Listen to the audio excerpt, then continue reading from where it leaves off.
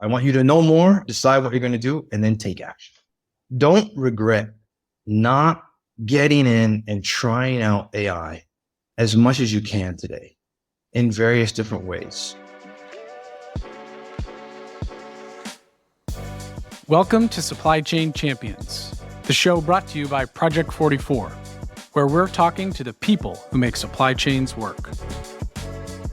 Hello, and welcome to another episode of Supply Chain Champions. I am your host, Eric Fullerton, and I am joined today by Keith Carter, partner at KDA Capabilities. Keith, thanks for being on. Hey, thanks for having me here. So I want to start by flashing backwards a little bit. 14 years ago, you were global supply chain intelligence lead at Estée Lauder. And I'm going to give you some credit because you coined, I think, to some degree, the term actionable intelligence. And for many, that was the first time that they'd heard that in relation to supply chain. So my question is, what did you see as the gap that existed at that time to really create the need for more actionable intelligence? Well, at the time, we had always wanted to know what is the right product, what's the right placement, what's the right price. And these have been evergreen questions. But if you look backwards, you're only seeing, did you service the customer? How much inventory did you have left over? And I wanted to make sure that we had something called end-to-end supply chain visibility, a concept that I had read about from MIT about 10 years earlier.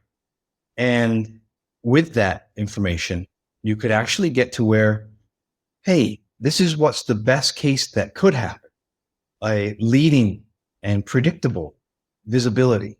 And so actionable intelligence was about having the right information in the right person's hands at the right time in order to improve outcomes.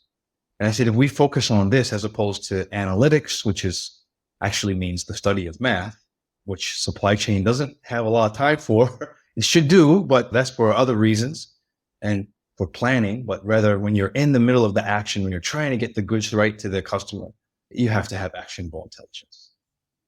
So a lot has happened in the past 14 years. There's been tech companies building visibility platforms and products. There's been a lot of evolution, maturity in some ways in the industry.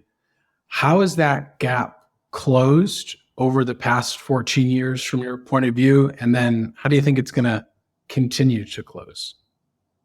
One of the big points is about data, of course. And you shouldn't just have data in your company. Data in the company is only half of the story. You have to have your economic data, your political data, also your external supply chain data, your suppliers, as well as where you're going in terms of your customers. And of course, lastly, some of the most important data is your competitors. So over time, we've gotten more and more sources of data. Project 44 provides that data in terms of moving goods from one location to another, which is something we had to string together by contacting all of our transportation partners. And so I think things like that make it a lot easier to jump in and say, hey, I can really just plug into end-to-end supply chain now. Whereas before, maybe I had to do a lot more negotiation and partnerships from the ground up. So I wanted to talk a little bit about your career. You've gone from Wall Street to luxury fashion to academia, and you've kind of keyed in on a lot of emerging technologies, right? AI, blockchain, automation. You've written books. What's the common thread for you, Keith, across all of these things? For me, data-driven decision-making, really giving facts, information, ideally ahead of time. How do we get the right information into people's hands at the right time? Being part of the ecosystem that helps provide data to people at the right time is what's been through my career. On Wall Street, what I mean by that, I was working at Anderson Consulting at the time, and I was with Goldman Sachs on the equity desk. Had a great time working on something called a legal entity workstation, where if you place a trade, and Goldman, as you can imagine, places large trades, you have a certain limit to how much you can own in a company without having to declare and so forth. But if a company also has subsidiaries and owns other things, you can by accident trip that or get too much exposure into an industry or into a company just by purchasing even other companies you didn't think were related. So imagine, giving that information to the traders in a fast way, in a way that makes them say yes or no to pull the trigger on a trade. Moving over to Estée, same thing. We wanted to control safety stock. We always want to reduce inventory, especially excess inventory. How do you do that? You have to make the right calls in the manufacturing side. What do we need to replenish? And ideally, if you're driving return on invested capital, you're trying to replenish the things that are going to give you the most profit, not necessarily just help the manufacturing plant do cost recovery. And those are two different things. One is profitable margin-driven products versus units and maybe costs and what have you. And finally, teaching it, pulling it all together at the National University of Singapore, starting off with my first class being materials management systems and teaching undergrads about it. And again, that was data for them, information. And so these are all the points of having the right information in people's hands so they can really learn or use it or make the right call has been the consistent theme. And I still do that today. Awesome. I wanted to shift gears a little bit and talk about something that you've spoken about and written about around AI. And there's kind of like a general theme and fear around AI, and I think it flows into AI and supply chain as well. And I think there's a very real concern and fear that AI will result in fewer jobs. The machines are going to take my job. And I think it's an understandable fear, but I know, Keith, you have a very different perspective on this. Can you share that?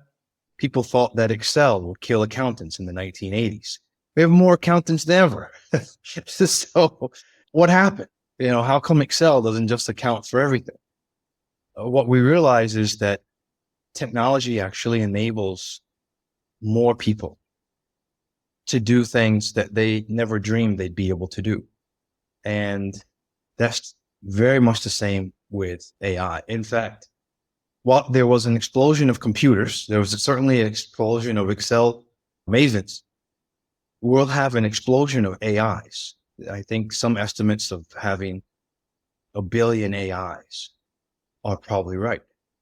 But at the same time, we're going to have an explosion of capability that we've never seen before. Today, people can interpret supply chain data. There's no excuse not to understand a forecast. And so your whole forecasting team, even a new forecaster, is going to be decent at their job. That means I can bring on board people faster. That means the market that I had trouble covering before, I can cover now with more detail. The customers I couldn't respond to 24/7, but my competitor, Amazon, Taobao, etc., could. Now all of a sudden, so many other organizations can respond 24/7. I mean, how many people does Amazon have on their payroll?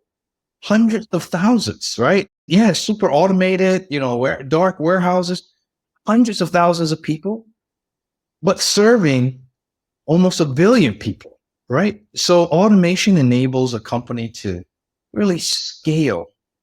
AI and automation allows us to scale with intelligence like we've never seen before.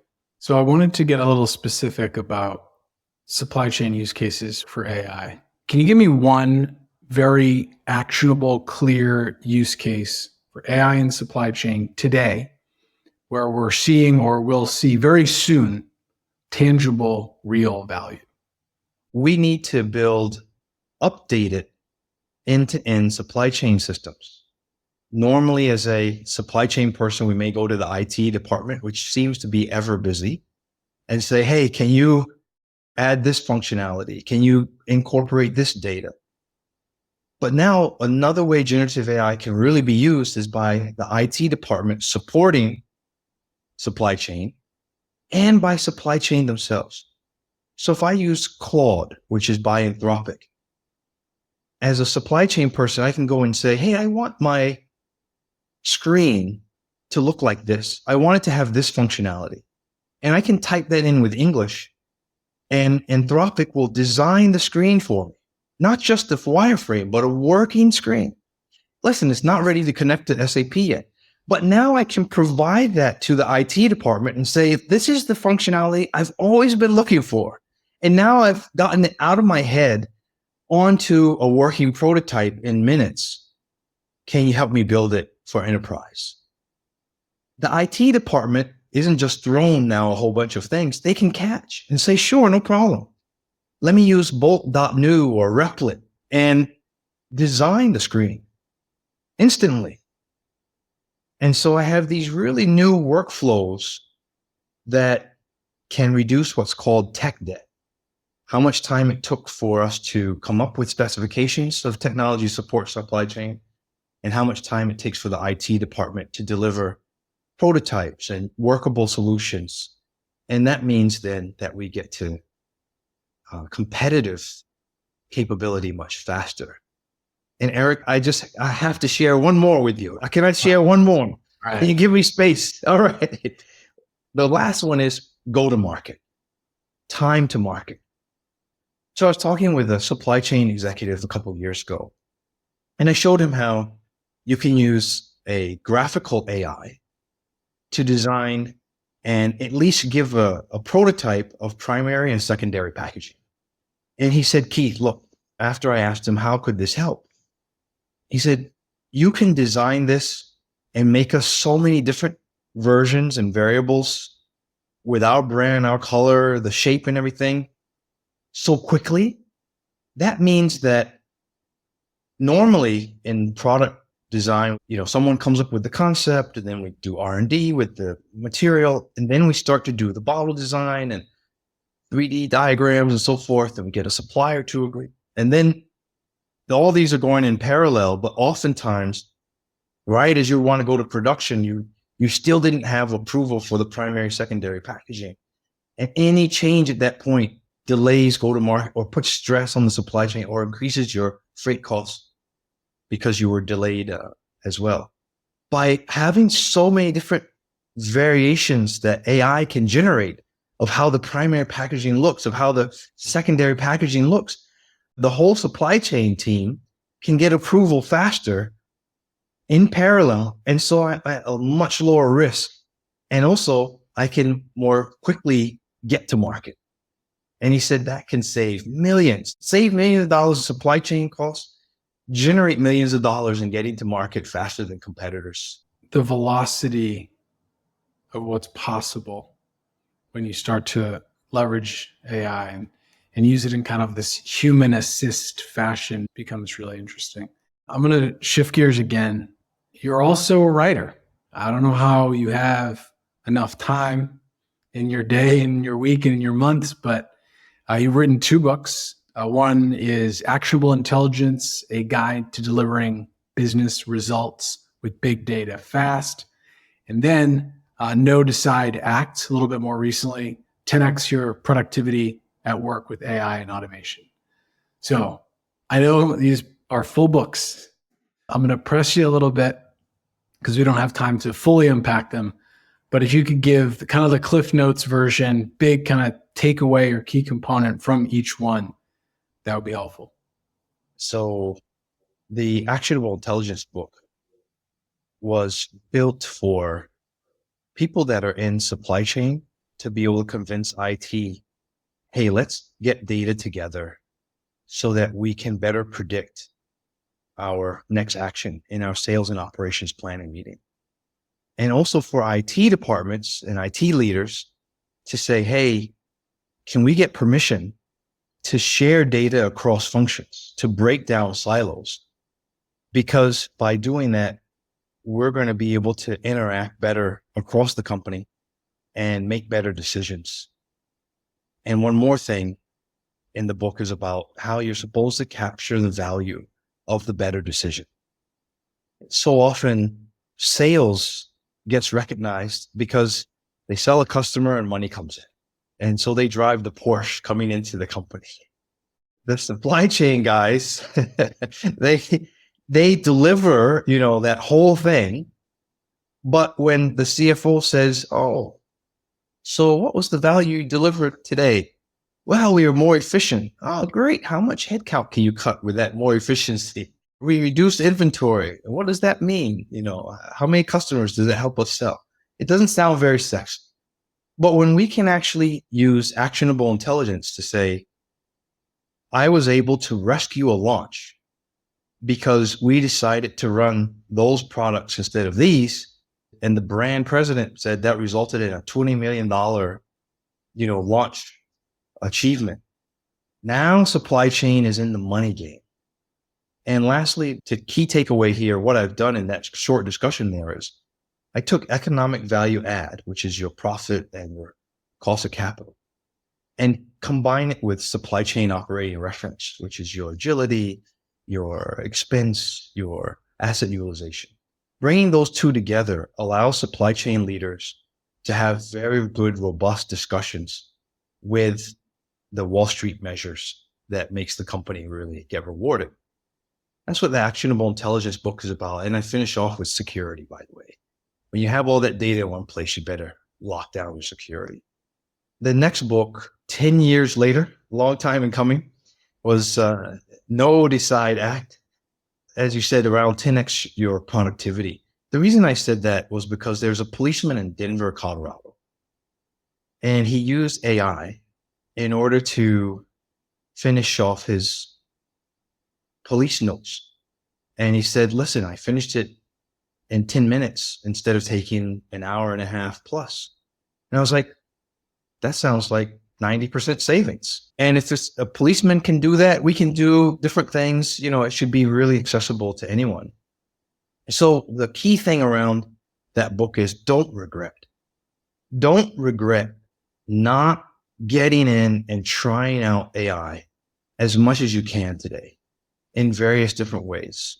And so I walk through helpful use cases where taking notes in a meeting and how AI can help with that, or documenting software because we always change. And so using a software called Guide that helps you document software, or going in and getting new users in place with Workato. Each one of these things are there, but I start off with the workflow, the current workflow, and then talk a little bit about the technology, because the workflow will be there forever. The technology keeps changing. Again, one of the key things around security, though, also is involved in the book. I talk about private versus public large language models. A public large language model, we know and love, ChatGPT, but when you put your supply chain data there, a lot of people around the world have access to that data, and forever, by the way. So you lose competitive advantage. Give me the idea for the next product launch on that. But you can install on your computer a large language model now using LM Studio. And so that allows you to install Meta's large language model or Google's large language model, which are free, by the way. And then you get to actually interact with an AI, get most of the capabilities that you're used to. But now it's within the security of your own machine. I love to use it on my laptop when I'm on an airplane because I don't have any internet, but I still want to get that AI intern to do some work. So this is what the two books are about. So don't regret. Go and experiment. Leverage that AI as an intern today. That's what the Know, Decide, Act book is about. I want you to know more, decide what you're going to do, and then take action. Awesome. Yeah, I know. I mean, I can speak for us and for our company. I mean, we essentially have a mandate to ensure you're using it to mitigate some of the manual effort, right? I know for myself, I do a lot of writing or messaging or content creation, and it's all about not starting from blank pages, right? I think that's Exactly. massive, massive speed to market. Yeah, you can review things, or you can put more sensitive data in, but for me, like the biggest help, yes, that meeting notes is definitely great. synthesizing existing things you've already written, but it's also just like, how do I eliminate beginning projects at blank pages and instead start from something I can iterate on, edit, add maybe more sensitive information to afterwards, but just like create those frameworks and those structure. And then like, that's the speed. Exactly. Yeah. We're going to wrap up with a quick hits, which we like to do on Supply Chain Champions. So I'm going to throw some questions at you, and you don't have to go one word, but just a sentence or two. So what is one thing that you wish everyone who worked in supply chain knew and the industry would be better for it? Make sure to have a 360-degree view of your supply chain with data. Clean. I like it. What is one trait that all of the best supply chain professionals seem to have? Great communication skills. You've got to be able to keep people together, share the good and bad. One leader I remember saying, bad news doesn't get better over time. Fair enough. Yeah. Supply chain trends all over the place. A lot of trends. I would like your perspective. One trend that is overrated and one that is underrated. I'll let you explain why. Don't worry. One overrated, one underrated. Overrated is that companies can implement AI successfully. Underrated is cybersecurity. So overrated, in order to use AI effectively, you have to have your data in place, and you have to have the chessboard of data in place. You can't win a game of chess without seeing your competitors' moves, analyzing what they were in the past. So I need a data set that's so rich that it tells me I discounted last year. What did my competitor do and when? So I need the competitive data. I need the economic data, the trade data. We heard a lot about tariffs coming. All those things are going to drive my forecast, drive my business in the next coming year. And so I need a really good model, not just the math model, but the data that supports it. And then the AI can be of assistance. That also means I need to digitize my customer journey and my supplier journey in order to have enough data to make that refreshed. The other one, in terms of cybersecurity, banks have super massive cybersecurity teams, but supply chain companies don't. And it shows. There's a statistic that says that 60 to 70% of the cybersecurity attacks come through the supply chain. So we need to really pick up and join even cross-industry organizations like ISAC and others that will let senior leaders share threats, investigations, and more, so we can be prepared. You know, this is something that's going to be even faster because of the first thing, AI. AI now allows any new hacker to be really good, for better or worse. And so as a result, inject things into our supply chain that later on cause impacts on our banking systems. So high risk and really important to prioritize even more. Okay. So one last question for you. What is your hot take on the supply chain industry today? I'm really excited because the supply chain has weathered some tough storms with COVID and more. It's grown in agility for sure.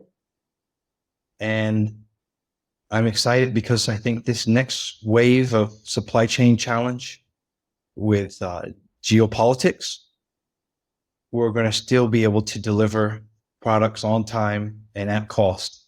So let's do it, get it done with the excellence we've always had. Hell yeah.